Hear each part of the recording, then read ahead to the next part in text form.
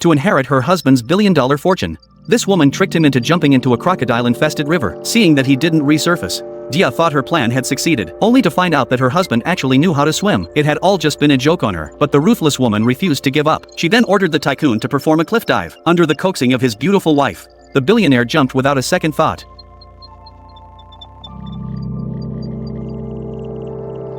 Sure enough, this time he never appeared again. Dia pretended to cry out for him, but she was over the moon inside. Yet her joy didn't last even a few minutes. She suddenly realized she had no idea how to drive the speedboat. The vessel was already drifting aimlessly with the current. Dia frantically pulled out her phone to call the police, but there was no signal in the middle of the primeval forest. Panicked, she shouted at the top of her lungs, but no one answered. Now Dia was truly terrified. She could only sit helplessly on the speedboat and sob, but crying wouldn't solve anything. Desperate to survive, she tried to operate the boat, but with no experience at all. She had no clue what she was doing. To make matters worse, she accidentally dropped the keys into the river. Though the boat stopped moving, she soon spotted a deadly problem. There seemed to be a waterfall up ahead. Dia froze in terror, not knowing what to do, realizing the boat would soon plunge off the cliff. And since she couldn't swim, she grabbed whatever she could find and huddled in the corner of the cabin, praying for a miracle to happen.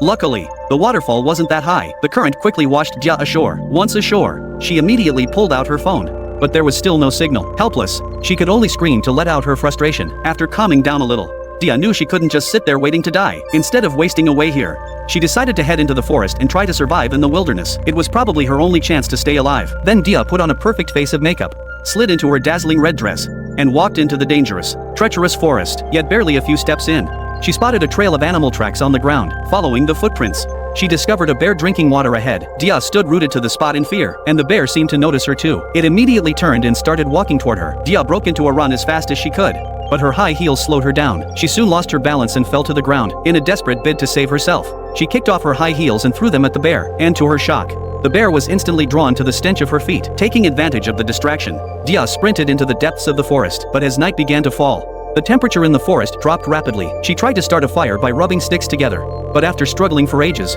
she got nothing but blisters on her hands. Just then, Dia suddenly spotted a white animal staring at her. Sensing danger, she turned and ran, but she tripped over a branch on the ground and knocked herself unconscious.